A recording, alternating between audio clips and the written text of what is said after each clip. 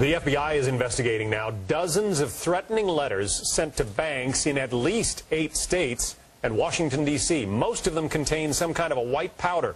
At this point, that powder does not appear to be anything harmful. The branches targeted are mostly Chase banks located in New York, New Jersey, Georgia, Ohio, Illinois, Oklahoma, Colorado, and Texas, as well as Washington, D.C. Let's talk about the investigation with Special Agent from the FBI, Richard Kolko. Richard, it's my understanding that we can add California to this list, that they have just gotten some of those same letters.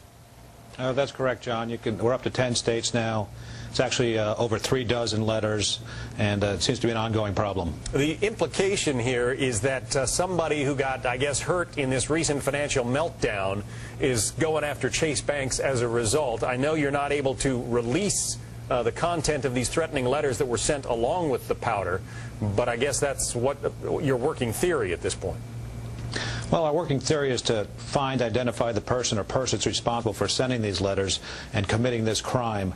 There's going to be plenty of theories about why this person may have chose to actually send these letters. But even though fortunately at this point the field testing has all been negative, so we call them hoax letters, the hoax is not a joke. It's a serious crime, and these people deserve to be arrested and prosecuted for. Yeah, talk about the prosecutions. I was amazed to read that you get about 100 of these a month in this country, these white powder letters or hoax letters. Well, the FBI, post 9/11, formed our Weapons of Mass Destruction Operations Unit, and in just the last 2 years, they've responded more than 900 times throughout the country.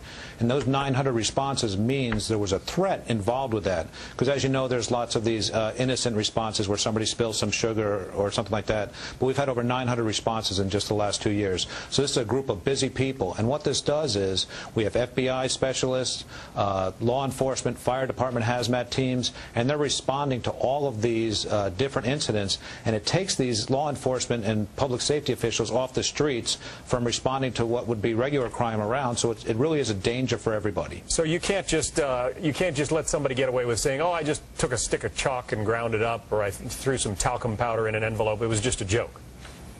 That's correct, especially if there's a threat letter involved with it. Now, so far, the testing on these letters that have been going to Chase banks and some other financial facilities, the FDIC and so forth, all of it has turned up negative. No threatening agent involved at all? That's correct. Well, the field testing, the hazmat teams, the FBI, postal inspectors, they have the capability to do a field test for immediate dangerous items.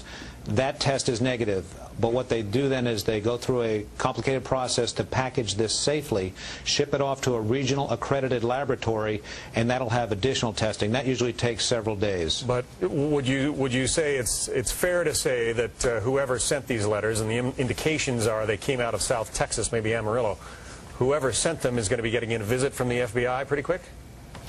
Well, we've got the 10 different states, several different field offices. What we're trying to do is gather new leads.